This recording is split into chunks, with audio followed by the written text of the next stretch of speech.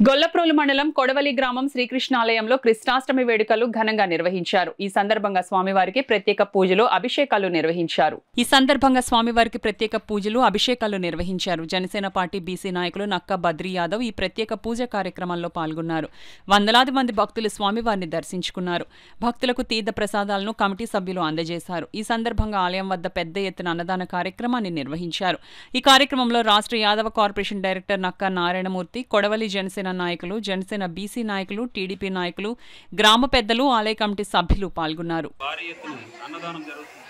అలాగే ఒక 10 రోజుల ముందుగానే ఇక్కడ గుడి పెద్దలందరూ కూడా భారీ ఎత్తున ఇక్కడ అలంకరణ కూడా చేస్తారు. చాలా భారీ ఎత్తున జరుగుతుంటుంది. ముఖ్యంగా మా కూటమి నాయకులందరికీ ఈ కృష్ణాష్టమి శుభాకాంక్షలు.